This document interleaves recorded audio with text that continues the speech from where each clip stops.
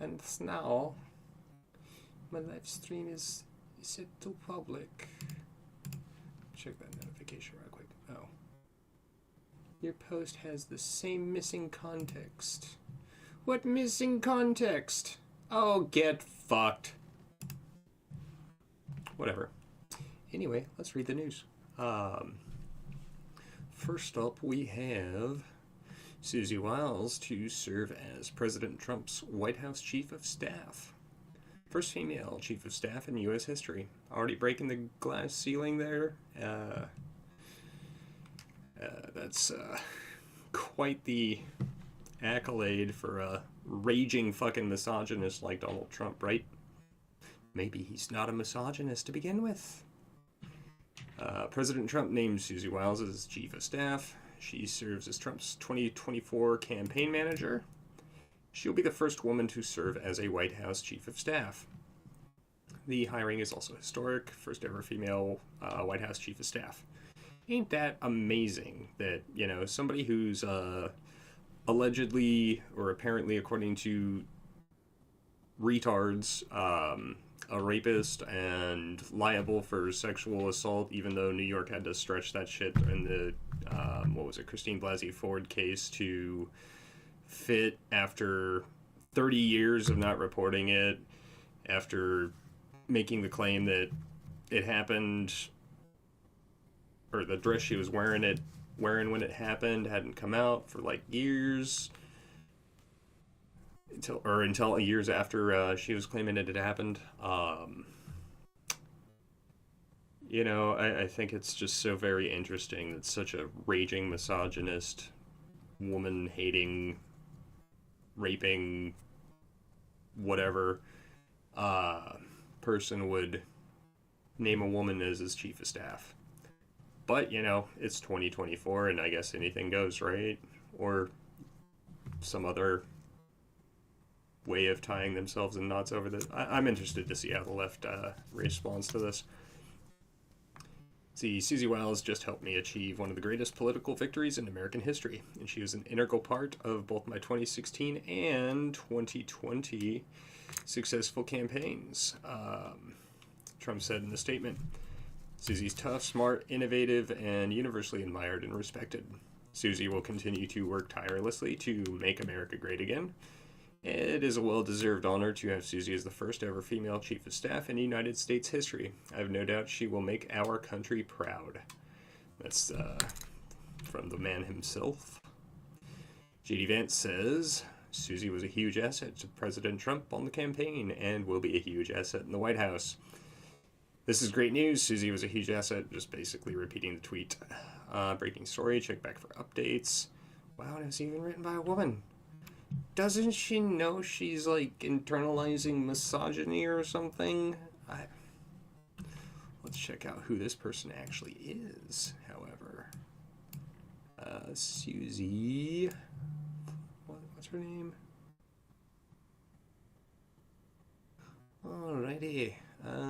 Susie Wiles. You kind of need this one in, there we are. Susie Wiles, what are her accolades? Let's just go to her Wikipedia page right quick and see who this person is. So, 67 years old, Republican from Jersey. Nicknames are Ice Maiden and Ice Baby, that's funny. University of Maryland, College Park educated. She is one of 3 children, an NFL player. Don't see anything interesting here on her. Let's see, she was chosen the CEO of Trump's Save America PAC in 2021. 2022, she was effectively described as his chief of staff, even though he's apparently or allegedly a raging misogynist then too. Federal indictment for mishandling stuff. She was probably named in it, apparently. ProPublica documented an increase in payments to Wiles and the hiring of her daughter.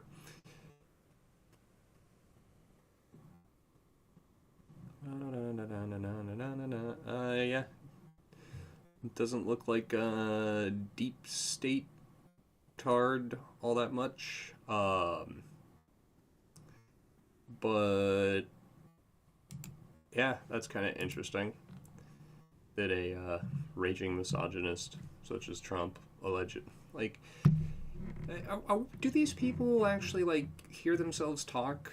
Do they stop and question even for a moment the words that they're saying when they say them? Because from where I'm sitting, which granted my mom's garage in the middle of nowhere, Arizona, and but irrespective of that, they say misogynist, woman hater. Why would he trust a woman with all of his chief of staff duties?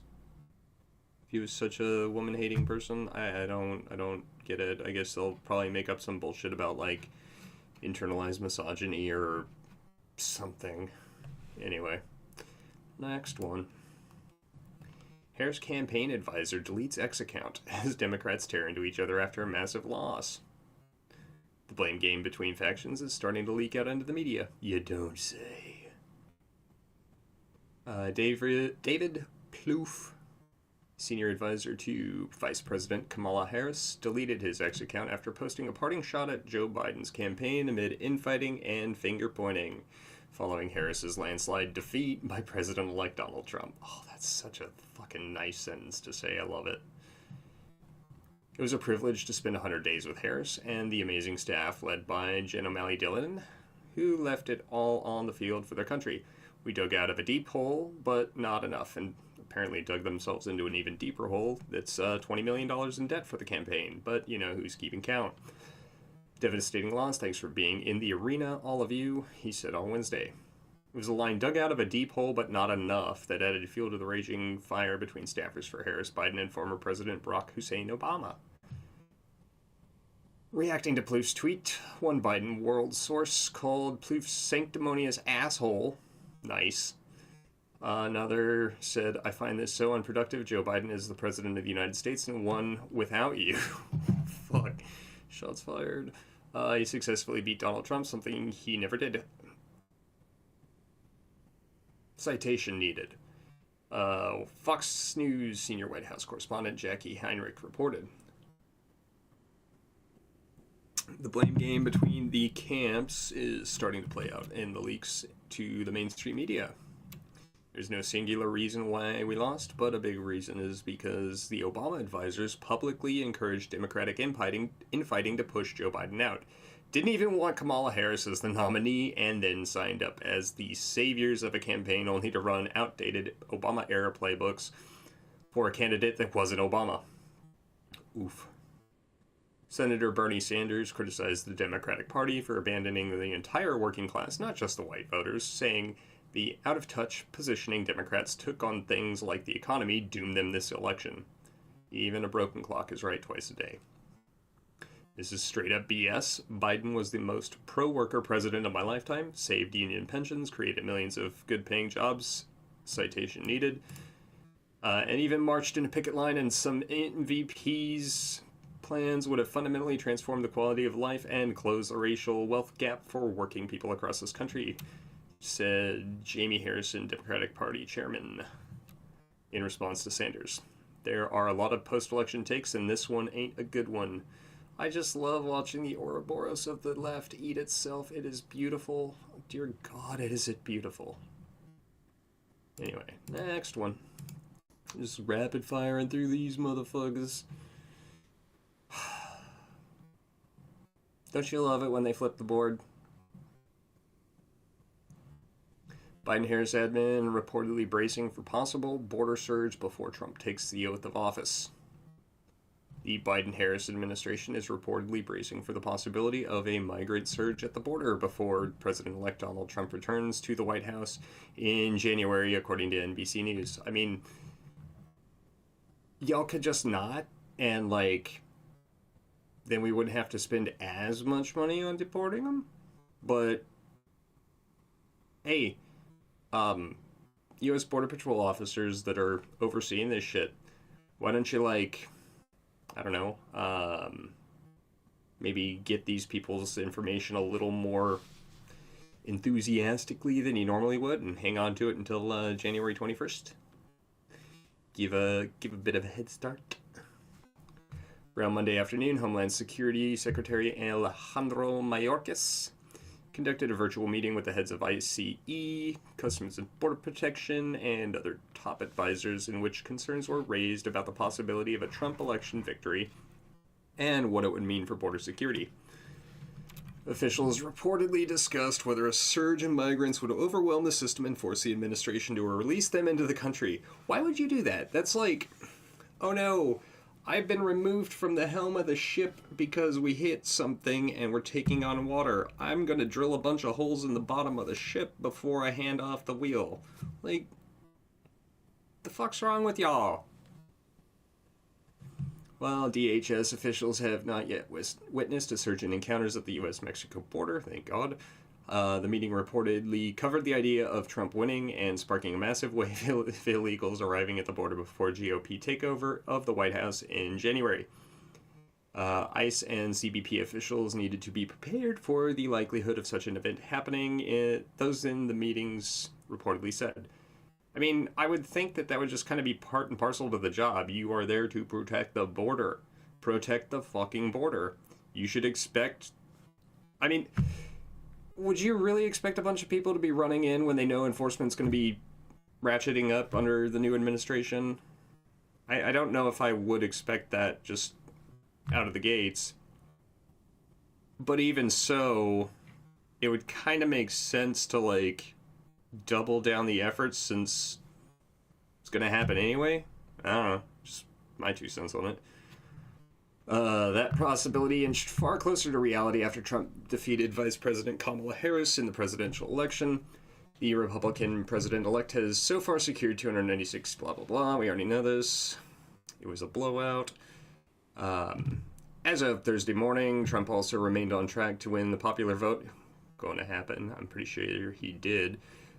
Which would make him the first Republican presidential candidate to do so since former President George W. Bush in 2004. Trump, who made up border enforcement a hallmark of his presidency during his first term, has vowed to conduct sweeping deportations and a crackdown on illegal immigration. You have to go back. The president-elect in October also pledged to create a compensation fund for victims of migrant crime. Awesome. Funded by money seized from migrant gangs such as Tren de Agua. More awesome. U.S. immigration officials experienced record-level encounters under the Biden-Harris administration. What? I thought they said that crossings were down. I was under the impression that Kamala Harris had everything on lock. She went to the border. She practically lived at the border, if you listen to her in the last, month. You're telling me that they were, letting them flit across the border like nobody's business? No. It's not like I live in a border state. Not like I can fucking pick up a rock and hit the border from where I live. You don't say. Let's see. Border crossings in the fiscal year 2023 and fiscal 2024 being the worst in history. No shit. Edmund was able to trim these numbers down in recent months with the combination of assistance from the Mexican government and the creation of more pathways for migrants. That's like saying we reduce crime by making everything legal. Oh wow, look, crime is down 100% because nothing's against the law anymore. You fucking morons. Before the election, migrants standing by in Mexico had already expressed their displeasure at the idea of a Trump victory. You don't fucking say. And voice their support for Harris. Golly gee, next you're gonna tell me water's fucking wet. I love Kamala Harris, said Venezuelan national. Told the Center of Immigration Studies, Todd Bensman, at the side of a highway in southern Mexico before Election Day. That is such a run-on sentence, too. Goddamn. With hundreds of other migrants beside him in both directions. Donald Trump? No, the man continued, and reportedly moved his thumb across his neck to simulate a cutting motion. Wow. Okay. Fuck catapulting him across the wall. Let's, that one gets the chair. Fuck that guy. We do not like Donald Trump because he did not like us, one Ghanaian migrant said to Bensman, adding that Harris was his preferred option for president. I don't give two fucks what your preferred option for president is if you are coming here illegally. Fuck off. We're full. If after Election Day Harris is elected, we know that everything is good, then we can enter. Well, got news for you, buddy. I hope you read the news. Hope you can read. Operator of a shelter on the Mexican side of the border where migrants wait before they cross into the U.S. told NBC News that he expects smugglers to pressure migrants to start heading into the country now. Well, yeah, because they want to get paid. Of course, the coyotes will arrive. They are going to say that they need to get in before Trump arrives. Gustavo Banda, operator of Templo Embajadores de Jesus in Tijuana, reportedly said of the situation. White House did not immediately respond for a request for comment from the Daily Caller News Foundation. Gee, I wonder why. I mean, to anybody who thinks that, like, the intention of keeping the borders wide open and delaying all the processing and giving them the temporary migrant status with the phones and all that shit, if anybody has any questions as to whether or not that's to one day give them amnesty and have a captive voting bloc, this right here should just remove any and all doubt surrounding that. Because you have migrants themselves straight up saying, we don't like Trump. Which, again, I understand that. I mean, that would, like, no shit. He doesn't want you in the country. I wouldn't like him either if I were in your shoes. But then again, if I were in your shoes, I'd probably kill myself for being such a piece of shit trying to sneak into another fucking country. I'm gonna get mad and say something I shouldn't say, so we're just gonna move on. This is one of those that I just love. Because it's like that meme where the pissed off Wojak or whatever is like, we're gonna... Well, I'll just read it. Fuck it. I'm not even gonna explain it. You'll get the idea. So, interest spikes in 4B movement after Trump win. The hashtag has thousands of videos, but more have been created after Trump's win. 4B says no to dating men, getting married, having kids, and having sex. It's almost like they're taking a page straight out of the abstinence-only education I got back in PE class in the mid-2000s. Which I hated at the time, but as an adult, I think there's some value in that. One day after now President-elect Donald Trump won the White House, beating the second woman to go against him, that serial woman-hating, woman-beating, misogynist motherfucker. A new movement centered around boycotting men has seen an uptick in interest online. The 4B movement, which originated in South Korea, is described as a feminist movement against the patriarchy and has been gaining steam on social media.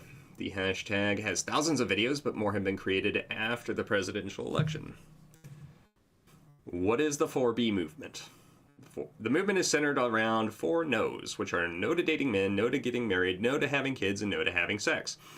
In Korean, words all start with the prefix bai, which translates to no in English. Supporters say the movement is a way to boycott a system that perpetuates gender inequality.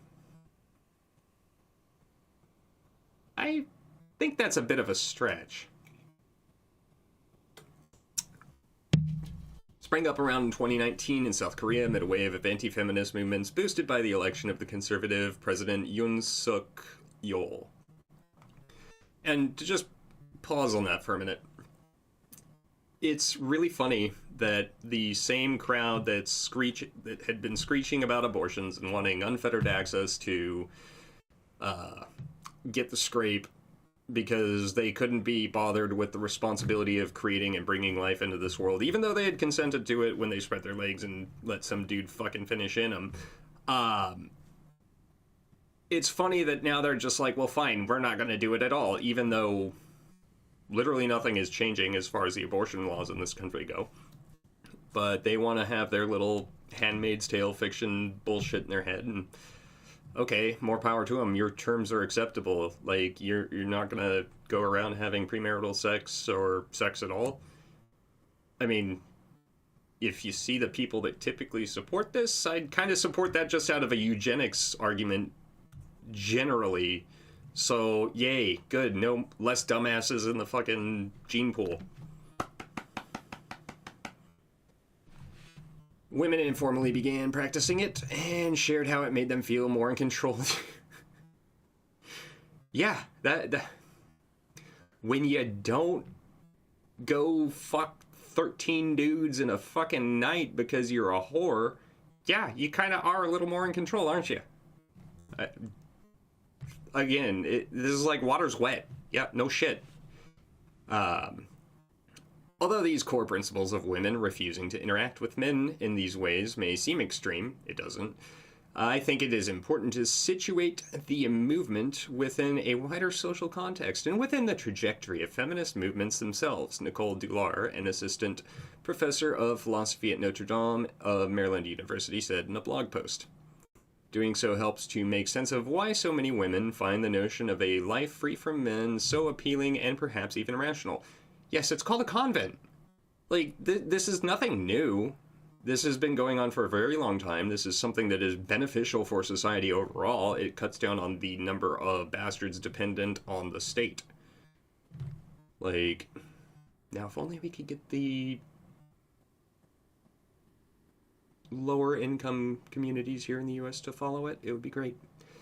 Women performing significantly more labor relationships with men and yet benefiting less than men do in the relationship allows us to see the 4B movements as fundamentally a labor strike.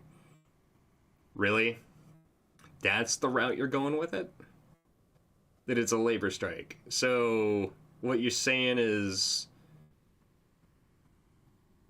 prostitution has been and still is legal, if only under,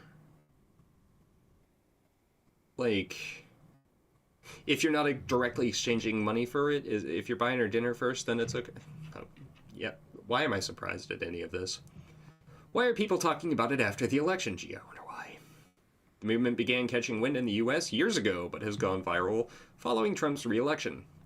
Gender and gender-based rights appeared to be a large part of the presidential election and other state races. Yeah, because they were lied to. Like, it wasn't. Abortion and reproductive rights were a main issue on the minds of voters, and ones Harris pushed down the campaign trail because she had no actual argument and because her entire platform was, look, I have a vagina, vote for me. Which is kind of objectifying when you really stop and think about it. And reductive. After Trump installed 3 Supreme Court justices who voted to overturn Roe v. Wade, federal protection... After 50 years of Democrats not codifying it by law, let's just add that part in there too, come on. Federal protection for abortion ended, causing hardships to women in states with severe restrictions only because you do not have a rational system that codifies the removal of an already dead fetus as something other than abortion. And see, this is the fucked up part of all of this, is that they want to trot out all of these cases that are not abortions in any sense of the word. Abortion being defined as the deliberate and intentional termination of a pregnancy resulting in the death of the fetus. Given that definition, an viable pregnancy, termination of a viable pregnancy, given that definition, ectopic pregnancy, not an abortion. That would be a way of, like, it is not viable. Removing an already dead fetus, not an abortion, because it does not result in the death of the fetus. The fetus is already fucking dead. You're just getting it out of there. But the problem is that because they can use... You see this after school shootings. Dead bodies make really good soapboxes for Democrats to campaign on. And so rather than being reasonable and updating the language to be more reflective in these ass-backward states that do have these problems, they would rather allow a situation to persist where these measures that are not abortions in any sense of the word but are still classified under it legally are allowed to continue so they can continue to exploit this at the cost of women's lives and fertility, which I think is just disgusting. But since they are the ends justify the means party, and they also have a general trend towards antinatalism, I see why it's logical to them, though it is fucking disgusting that they do it. Trump has also been accused of sexual misconduct by more than 24 women. I don't see how that relates to this at all. And accused does not mean convicted. Accused does not mean guilty or... The fuck is that line even for? Like, really, what is that line doing here? That has nothing to do with the article. Now with the second administration, women say they have to respond. Garden tools are angry. The easiest and fastest way to join the fight as a woman is to engage and promote the 4B movement straight up. Your terms are acceptable. The goal is to get rid of abortions entirely. I like Dr. Ron Paul's take on it. They should not be legal or illegal. They should be unthinkable.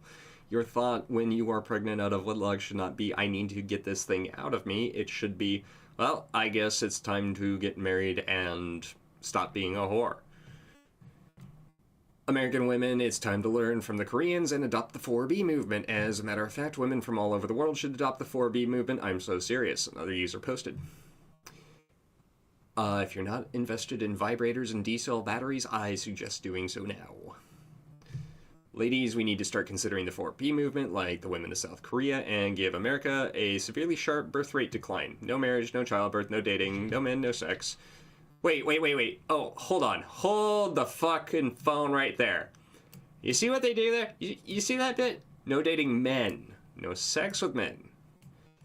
This is just a plot by the lesbians to get more ladies. I see you, lesbians. You already took the Subarus and the Birkenstocks. I see you. Took the flannels. Transes took the tomboys, in all fairness. I think we can both lament that one. But I see you. I see what you're doing. I'm on to you. We can't let these men have the last laugh. We need to bite back.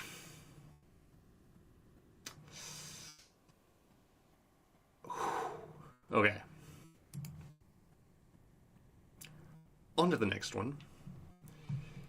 Eric Adams's free debit card program for illegal immigrants in New York shelters. Donald Trump hasn't even taken office, and he's already fixing the problem. I love it. This simply been providing food in shelters before the program, but that was seen as problematic because the food was not culturally sensitive. Tough shit. You came here. You deal with it. We're not gonna bend over back. Fuck these people. In the wake of Donald Trump's decisive presidential win, New York Mayor Eric Adams has announced that he plans to stop giving illegal immigrants free food. Yes, don't feed the wildlife. You don't feed the squirrels at the beach or in the parks food, because then they become dependent on the people and they don't know how to get it themselves, and then they get aggressive and then they riot and burn down the city. This is how it happens. The program was in place for asylum seekers paroled into the U.S. by the Biden-Harris administration. The move from Adam ends the pilot program that saw the city handing out debit cards to illegal immigrants staying in city shelters. The program had been in place for a year and it enabled illegal immigrants to buy food. ABC7, the New York affiliate, indicated that bringing the program to an end once the contract period comes to the close was anti-humanitarian tough shit. The so-called Immediate Response Card pilot program was designed to feed migrant families at the expense of American families who can't put food on the table, who found themselves in New York with no other way to afford food. The one-year contract provided what the city described as culturally relevant food. ABC reported to 2,600 migrant families. Families got $350 per week. $350 per week. In an average month. $350. I need about $350. And that's about the time I said, you know what, you're not an illegal immigrant, you're a goddamn Loch Ness monster. $1,400 a month. $1,400 a month to 2,600 families. What is it? Let's see. 1400 times 2600. That in a single month is $3,640 times 12. $43 million. It's not a lot of money in the grand scheme of things. But that's a lot of money to feed people who have broken the law to get here, who turned their noses up at what was offered charitably, might I add, and instead of being gracious, you get this shit where now nearly $44 million was spent on these assholes, and New York's homeless could have used that. I mean, shit, that would be better spent going anywhere else. But criminals whose first act by coming to this country was to break the law. Like, fucking...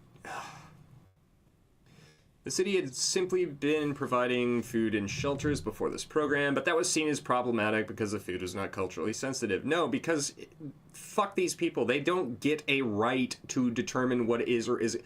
You are in our country, luckily, like, and tenuously. Like, if I walked into my neighbor's house, kicked their dog on the way in, took my muddy fucking boots, kicked them up on their nice sofa, and then demanded that they bring me caviar and whatever else the fuck I wanted to eat because their food wasn't culturally sensitive to me, Jesus fucking Christ, hell no. Ridiculous. Over 2 million illegal immigrants have come into the U.S. every year since the outgoing duo took office in January 2021. Under Trump's last year in office, only 480,000 illegally crossed the border. Trump intends to begin mass deportations of illegal immigrants once he takes office officially in January. Hopefully they'll all fuck off across the border before then. Adams spoke to Trump on Wednesday and congratulated him on his victory. Adams was not forthcoming about the rest of the conversation. Bien. And last but not least, we got our space weather. And we got an increasing chance of solar flares. New sunspot group near the sun's eastern limb.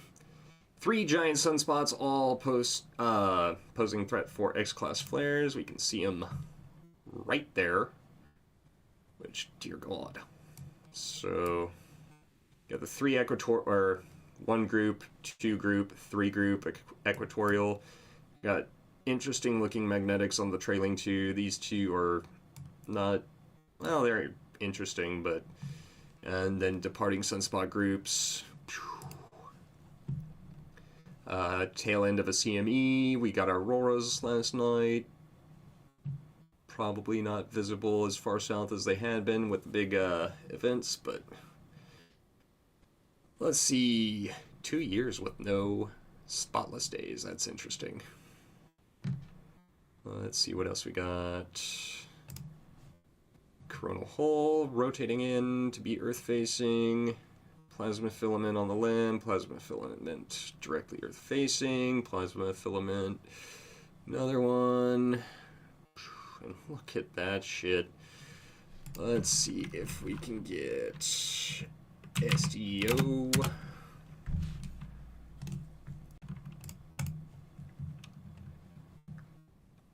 Okie dokie.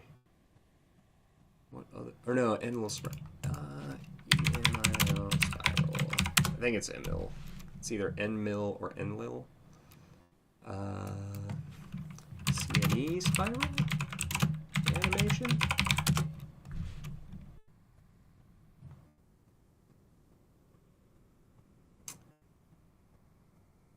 Hold up.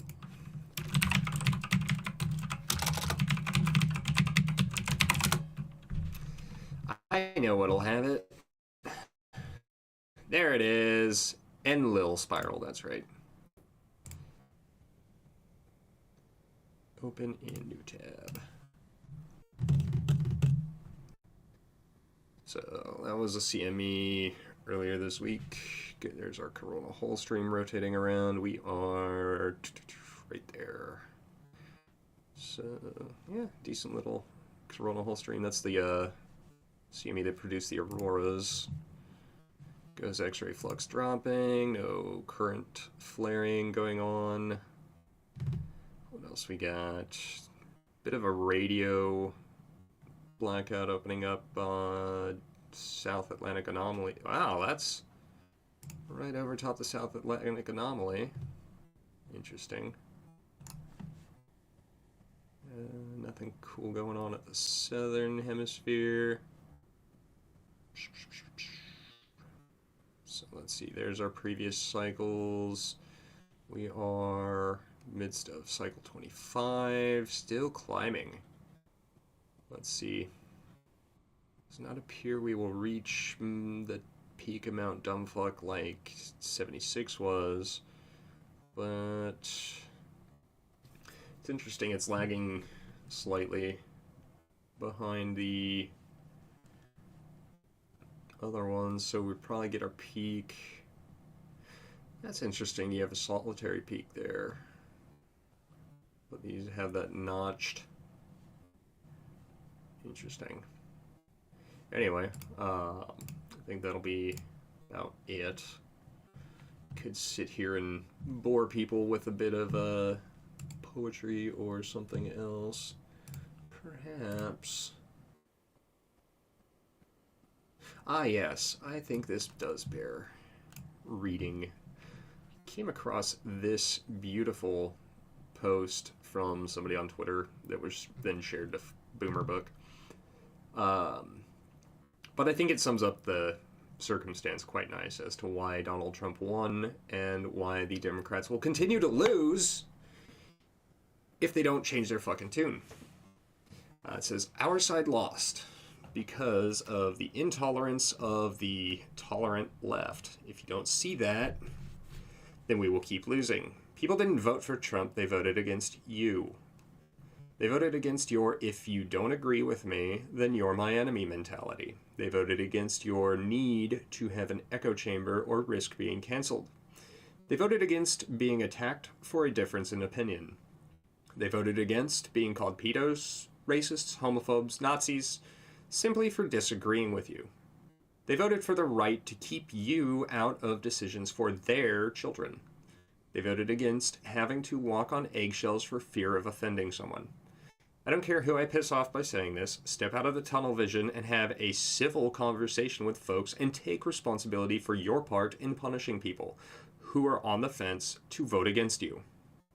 And I think that does quite well sum up the problem. There seems to be this, and again, I said it in the last stream I did, say it again, there is a trend towards the shucking of any form of responsibility, whether it be in the form of abortion and taking responsibility for the actions that lead to bringing another life into this world, to the role that they played in losing the election, to the role that they play in the failure of their own economic or career or whatever endeavors. There is this constant shifting of the blame away from any type of self-ownership and self-reflection to, well, it was the patriarchy, it was the establishment, it was this, it was that, it was something else. And while certain conditions may be present that do make things more difficult, make more negative outcomes likely than unlikely, the fact that there are examples of individuals that get through it and succeed in spite of it shows that with the willpower and determination to overcome and not adopting this victimhood mentality where you demand everything be given to you like a spoiled fucking child, you can achieve whatever the hell it is that you want. I mean, the richest man on earth and the first man is set to be a trillionaire is a South African immigrant. He's an African American immigrant, right? Elon Musk is an immigrant to America, and he is African American. That is, he is from Africa. but became American, ergo African American. And he's the richest man in the world and slated to be the first trillionaire on the planet, which I think is inspiring and should make any and everyone who sits there and wallows in their own self-loathing and self-pity to stop being little bitches, take responsibility for the failings in your own life, and do something rather than sit there and complain. But that's just like my opinion. And on that note, it's been real. It's been fun. It's been something resembling real fun. Until next time, be safe, be good,